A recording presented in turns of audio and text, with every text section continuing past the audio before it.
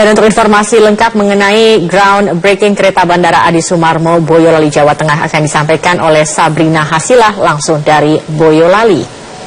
Ya, Sabrina, bagaimana berlangsungnya acara groundbreaking dan juga kapan pembangunan ini akan segera dimulai?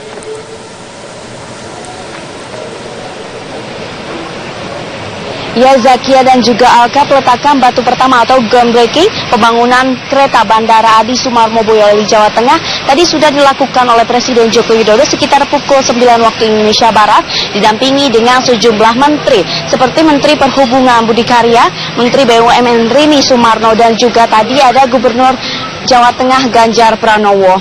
Tadi Presiden Joko Widodo menekankan bahwa kereta Bandara Adi Sumarmo ini akan beroperasi pada 2018 sehingga pembangunan kereta bandara akan segera dilakukan termasuk dengan masalah pembebasan lahan.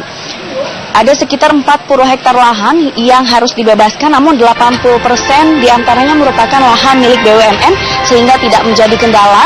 Yang menjadi kendala adalah 20% diantaranya merupakan lahan milik warga yang harus disegerakan untuk dibebaskan. Pembebasan seluruh lahan ditargetkan rampung dalam waktu 6 bulan ke depan. Kereta bandara ini merupakan salah satu upaya pemerintah untuk mewujudkan integrasi antara moda angkutan publik dan memenuhi kebutuhan mobilisasi masyarakat.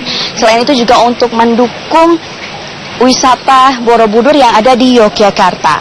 Kereta bandara ini akan menghubungkan mulai dari stasiun Solo Balapan di kota Solo hingga Bandara Adi Sumarmo yang terletak di Kabupaten Boyolali, Jawa Tengah. Dengan menggunakan kereta bandara ini nantinya jarak tempuh dari kota Solo ke Bandara Adi Sumarmo hanya membutuhkan waktu sekitar 15 menit.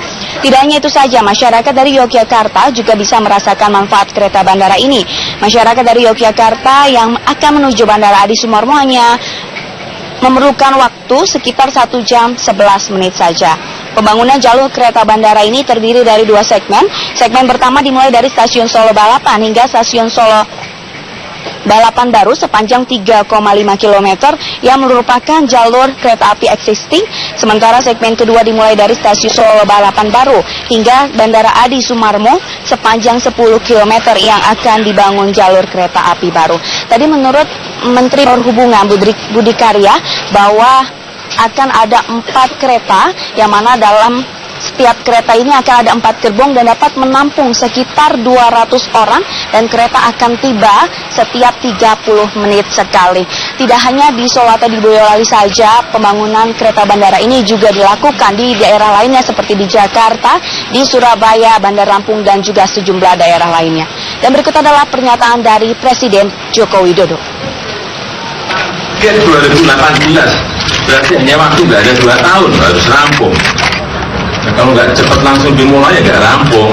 Terminalnya juga langsung segera dimulai oleh Menteri BUMN lewat Angkasa Pura 1, runway juga. Nanti ini juga sekaligus keretanya Inka juga akan mulai langsung dikerjakan di pabrik di Madiun. Tidak ada pembebasan tanah juga hanya sedikit kok. Karena ini mepet semua, mepet dengan jalan tol dan jalur kereta api. Dan langsung masuk ke jalur kereta api yang sudah ada. Jadi saya kira nggak akan banyak kendala. Dan Zakia dan juga Alka, pembangunan kereta Bandara Adi Sumarmo ini diperkirakan akan memakan biaya 500 miliar hingga 1 triliun rupiah. Demikian, kembali ke Anda di studio.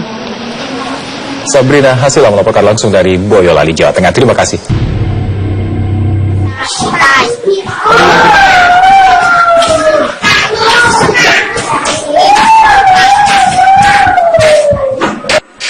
Kembali lagi di Newsline pemirsa, setelah ramai di media sosial, video anak-anak SD di Kabupaten Bengkayang yang meminta tas sampai juga ke Presiden Joko Widodo. Setelah melihat video tersebut, Jokowi langsung memerintahkan sekretaris pribadinya untuk mengirimkan bantuan.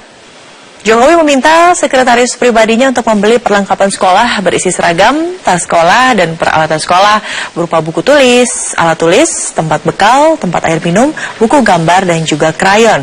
Selain itu, Jokowi juga mengirimkan sepatu dan alat-alat peraga sekolah seperti peta, buku atlas, dan lain-lain. Paket yang dikirimkan ini bukan hanya untuk siswa di SDN 04 Sungkung, tetapi juga sekolah lain di sekitarnya. Tim yang ditugaskan mengirim perlengkapan sekolah ke Bengkayang dikabarkan sudah berangkat Kamis kemarin.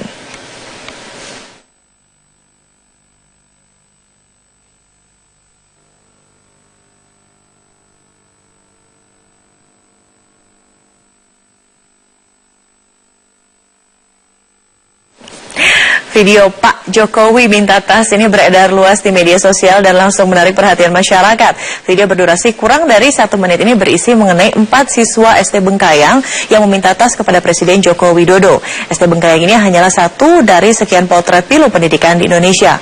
Lantas fasilitas pendidikan yang kurang memadai ini tanggung jawab siapa? Untuk membahasnya lebih lanjut telah hadir di studio Newsline Metro TV ada Sesditjen Dikdasmen Kemendikbud, ada Pak Tamin Kasman dan juga ada Pak Hendrik Rosdinat dari Yapika Action Aid. Dan nanti kita akan bergabung dengan Pak Anggit yang juga mengupload video tadi dan akhirnya sampai ke Pak Joko Widodo. Tapi begitu sedih potret pendidikan di Indonesia. Memang perbatasan Indonesia itu punya datanya tidak Pak? Kondisi pendidikan terakhir di sana memprihatinkan seperti SD 04 Bengkayang semua atau seperti apa? Kita memiliki potret data ya, selama sekolah itu mengisi datanya, kita dari perkotaan sampai pedesaan punya datanya. Termasuk yang bisa kita lihat di sini bahwa di Bengkayang itu kan Kalimantan Barat ya. Nah dari Riau, Bengkayang misalnya Kalimantan Utara sampai misalnya Papua kita punya datanya. Nah kalau misalnya kita diminta melihat potret itu sebetulnya ada. Nah misalnya gini, berapa jumlah ruang kelas yang rusak di daerah itu? Itu kita punya datanya. Nah termasuk misalnya jumlah siswa miskin yang akan kita berikan kartu Indonesia Miskin, kartu Indonesia Pintar misalnya. Itu kita punya datanya. Karena itu sejauh Dapodik operator sekolah itu bisa mengisi secara teratur, itu reportnya langsung ke kita. Tapi pertanyaan saya tadi, apakah memang memprihatinkan itu? Kita berbicara tentang daerah perbatasan. Tadi Anda mengatakan ada datanya. Datanya menunjukkan apa nih Pak? Ya, jadi memang tidak semua sih menurut saya, karena kita selama ini sudah mengarahkan anggaran-anggaran atau program itu ke wilayah-wilayah yang dimaksud tadi. Mungkin ada daerah-daerah yang belum sempat terjangkau. Ini kan memang volumenya kan sangat besar Bu ya. Jadi penanganannya itu sangat bertahap lah ya, misalnya pada tahun 2016 berapa, 2017 berapa, sehingga mungkin tidak bisa kita sekaligus capai. Oleh karena itu terhadap sekolah-sekolah yang memang masih memprihatinkan tadi itu kita akan arahkan terus. Oke, memprihatinkan karena mereka ada di etalase Indonesia. Daerah perbatasan bisa juga dikatakan etalase Indonesia yang mungkin dari luar langsung tercermin loh. Oh seperti ini. Tapi sebentar kita akan mencoba menghubungi Anggit yang mengupload video anak-anak SD Pak Jokowi minta tas ke akun Instagramnya. Selamat siang Anggit. Ya, selamat siang. Assalamualaikum. Waalaikumsalam warahmatullahi wabarakatuh. Anggit, ceritakan dong situasi, kondisi SD 04 Bengkayang sampai akhirnya anak-anak itu membuat sebuah video dan Anda upload langsung bahkan direspon oleh Presiden Joko Widodo. Seperti apa sih, Git? Jadi yang melatar belakangi saya untuk mengunggah video sebenarnya itu hanyalah keinginan hati kecil mereka untuk memiliki tas gitu. Sama seperti anak-anak yang lain di kota. Setidaknya saya ingin mereka itu benar-benar merasakan yang namanya keadilan sosial bagi seluruh rakyat Indonesia, seperti itu. Dan memang gambaran di sini faktanya, ini fakta, memang seperti ini. Jadi bukan hanya satu SD. Dan di desa Sunggung sendiri kan ada 4 SD. Ya. Dan itu kondisinya semua sama gitu. Memprihatinkan, Git. Sudah berapa lama kondisi memprihatinkan ini terjadi, Git? Kebetulan saya di desa Sunggung itu baru 7 bulan bertugas di situ. Jadi selama 7 bulan memang kondisinya seperti itu. Oke, kalau kita lihat di video yang Anda upload ini kan katakanlah bisa dilihat tidak layak begitu, kondisi bangunan yang tidak memadai untuk proses belajar mengajar yang baik. Lalu apa yang dilakukan oleh para pengajar di sana untuk akhirnya tetap bisa melakukan proses belajar mengajar kepada anak-anak? Untuk proses belajar mengajar tetap berjalan, jadi para guru pun memberi semangat gitu. Kalian fokus aja belajar, jangan pikirkan masalah ini dulu gitu. Yang jelas pengajar di sana saat memberi motivasi pada siswanya gitu. Oke, nah siswa-siswa ini yang Anda upload videonya di Instagram sudah tahu tidak direspon langsung oleh Presiden Joko Widodo dan sekarang tengah menuju ke sana bantuan yang akan diberikan termasuk tas-tas yang diminta, Git? Perlu saya jelaskan, di sini saya sedang berada di kota yang memang sedang mengurus bantuan untuk anak-anak gitu. Jadi untuk berkomunikasi dengan anak-anak di sana saya belum bisa karena di sana nggak ada sinyal. Listrik pun tidak ada gitu. Listrik pun tidak ada. Iya, makanya saya bilang ketika gelap, ketika malam datang di sini, ada sebuah cahaya yang nampak dari balik bukit dan itu Malaysia gitu, dan kondisinya memang sangat berbeda. Oke, jadi langsung ke negara tetangga Malaysia, di mana kondisinya sangat jauh berbeda ya, Git? Baik, Iya, ditahan dulu, Anggit. Saat ini kita sudah tersambung dengan Pak Johan Budi. Selamat siang, Pak Johan Budi. Selamat siang, Lydia. Ya Pak, tadi Anggit pengupload atau pengunggah video mengenai situasi dan juga fakta SDN 04 Bengkayang yang bisa dibilang sangat memprihatinkan.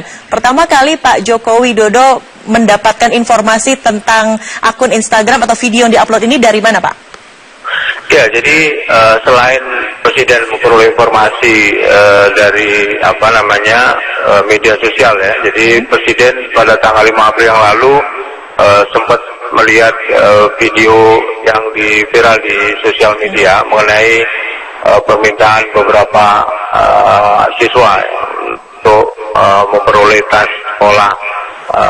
Informasi ini kemudian ditindaklanjuti oleh Presiden untuk melihat kebenaran dari informasi tersebut dan mengirimkan tim melalui Sespri.